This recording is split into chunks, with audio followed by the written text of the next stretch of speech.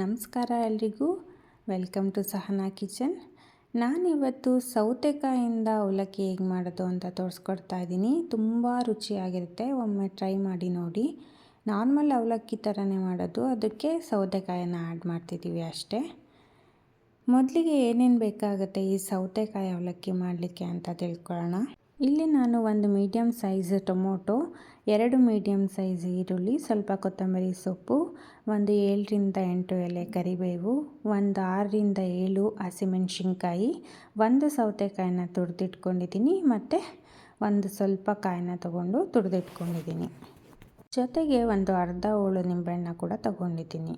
ಮೊದಲಿಗೆ ಬಾಣಲಿನ ಬಿಸಿ ಆಗಲಿಕ್ಕಿಟ್ಟು ಒಂದು 5ರಿಂದ 6 table spoon ಎಣ್ಣೆ ಹಾಕ್ಕೊತಿದ್ದೀನಿ. ಎಣ್ಣೆ ಕಾದ ನಂತರ 1 ಟೀ ಸ್ಪೂನ್ ಸಾಸಿವೆ ಸಿಡಿದ ನಂತರ ಒಂದು 2 ಟೇಬಲ್ ಸ್ಪೂನ್ ಕಡಲೆ ಬೀಜ, 1 ಟೇಬಲ್ ಸ್ಪೂನ್ ಕಡಲೆಬೇಳೆ, 1 ಟೇಬಲ್ ಸ್ಪೂನ್ ಉದ್ದಿನಬೇಳೆ ಹಾಕ್ಕೊಂಡು ಕಡಲೆ ಬೀಜ ಚೆನ್ನಾಗಿ ಫ್ರೈ ಆದ ನಂತರ ಹಸಿಮೆಣಸಿನ್ಕಾಯಿ, ಈರುಳ್ಳಿ ಮತ್ತು ಕರಿಬೇವಿನ ಸೊಪ್ಪನ್ನ ಹಾಕ್ಕೊಂಡು ಈರುಳ್ಳಿ ಕಲರ್ ಚೇಂಜ್ ಆಗೋವರೆಗೂ ಸ್ವಲ್ಪ ಬಾಡಿಸ್ಕೊತಾ ಇದ್ದೀನಿ. ನಂತರ ಟೊಮ್ಯಾಟೊ, ಚಿಟಿಕೆ ಅರಿಶಿನ ಹಾಕಿ ರುಚಿಗೆ ತಕ್ಕಷ್ಟು ಉಪ್ಪು ಹಾಕಿ ಟೊಮೊಟೊ ಮೆತ್ತಗಾಗೋವರೆಗೂ 1ರಿಂದ 2 ನಿಮಿಷ ಅದನ್ನು ಚೆನ್ನಾಗಿ ಬೇಯಿಸ್ಕೊತಾ ಇದ್ದೀನಿ. ನಂತರ ನಿಂಬೆಹಣ್ಣು ರಸ ಹಾಕಿ ತುರಿದಿಟ್ಕೊಂಡಿರೋ ಕಾಯಿ ತುರಿ, ಸೌತೆಕಾಯಿ ಮತ್ತು ಹಚ್ಚಿಟ್ಕೊಂಡ ಕೊತ್ತಂಬರಿ ಹಾಕಿ ಚೆನ್ನಾಗಿ ಮಾಡಿಸ್ಕೋಬೇಕಾಗತ್ತೆ. ಮನೆಯಲ್ಲಿ ಅವಲಕ್ಕಿನ ಆ್ಯಡ್ ಮಾಡ್ತಿದ್ದೀನಿ. ನಾನಿಲ್ಲೊಂದು 2 ಕಪ್ ಆಗೋಷ್ಟು ಅವಲಕ್ಕಿನ ಒಂದು 2ರಿಂದ 3 ಸಲ ಚೆನ್ನಾಗಿ ತೊಳ್ಕೊಂಡು ಸೋರು ಹಾಕಿ ಅದನ್ನು ಆ್ಯಡ್ ಮಾಡ್ಕೊತಾ ಇದ್ದೀನಿ.